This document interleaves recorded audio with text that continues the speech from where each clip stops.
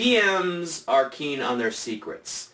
They are what keep the adventure going and, keep the players on their toes. However, those secrets in the game itself are kept on paper, and when the DMs read in the paper, there's always the chance of the players reading as well, thus spoiling the secret, the surprise, the suspense. So, we have devised means to hide our secrets, called DM screens, Dungeon Master screens, which are usually like, boards that are really tall and wrap around the paper in your little area where you DM. And my very first DM screen is actually this thing. That's a DM screen. No joke. This is actually a gift from my brother to the DM group. And, he worked at a factory. There was a lot of extra thick boxes like this, and he just carved out a corner and made this thing. It's huge. And that's probably the biggest problem of it all. It took up way too much room in the trunk. And that was the only place it could go because everyone else needed to go in the seats. And if we had no room in the trunk, we had to leave someone behind and all that. Granted, that never happened, but you get the idea. It was too big. It had its perks, though, such as being able to throw your dice into it and not have to worry where it went because of a little tab that was there. Most DM screens don't have a catch for your dice, and this thing had it. It was cool. And not to mention that it keeps everything secret. No joke. Can you tell what I'm doing here?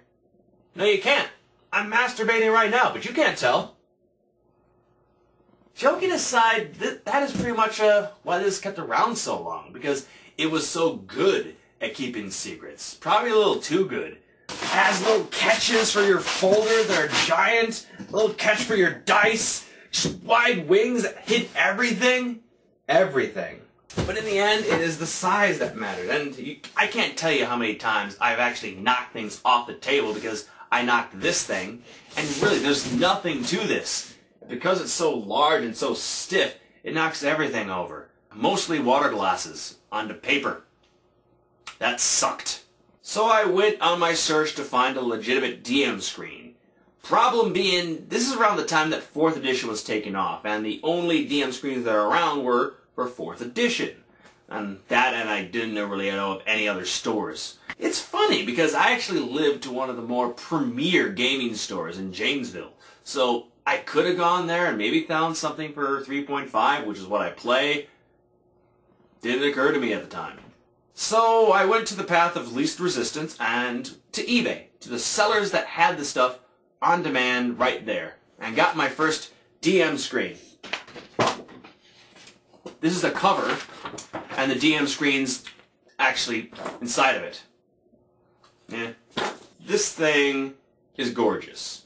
I love the color green, and the fact that it's all the way around in such a vibrant battle scene is great. And within the DM screen is everything that I've been missing from my big DM screen. All the little rules and quick checks that you need to keep your game running and not have to go through a book, which is what I usually do.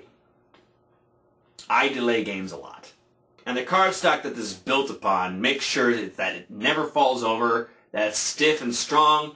It's lightweight enough, though, that, if you bump it, it won't knock anything over. And dang it, I like that. I like not knocking over people's glasses of water and ruining who knows what. Because, Anyways, I like this thing. Good, strong stock. Not the only thing in there. A map of the Eberron campaign setting.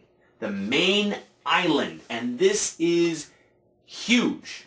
The main island of Eberron is fairly large, so there's always room for adventuring. But the problem is, this isn't the only island. And I don't know if they make other posters for it. I feel it's unnecessary to have other islands. This is huge enough. You have any adventures you can have just from this? Damn. But, I get greedy. I get obsessive when I shop, when I'm looking around, and I like having options. Not the only DM screen I bought. To my shame, I bought more.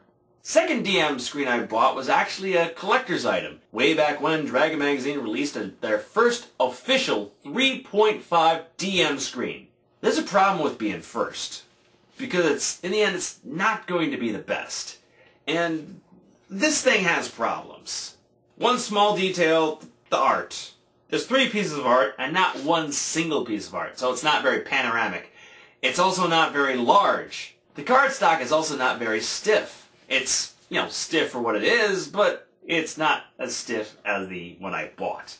But the main issue is the inside. Now it does have all the skills you need to make adventure happen. It's just not in a proper order that's legible and helpful. It's an alphabetical order.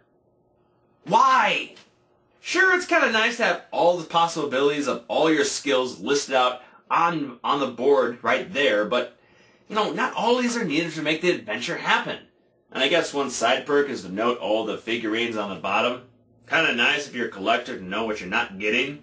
But really, this is, an overpriced piece of cardboard that, not my best buy from eBay. And I bought some crap from eBay that I didn't really need. Oh God. But as they say, it gets better. And my third and final buy of DM screens was the ultimate one. And I'm not going to let this drop this time. This DM screen is pretty much the exact same thing as the Eberron DM screen, with one change. Anything related to Eberron is taken out, in place with other things that aren't necessarily needed, but are kind of helpful. In which case, this is an upgrade. I dub thee the best DM screen of the lot, for having the most useful information, and, gorgeous art. And there's a perk with it. D20 Modern DM screen. I don't play this game, and I really don't know the rules, but the fact that I'm given the option of playing it at some point, with all the handy stats within it, not bad. Not bad at all.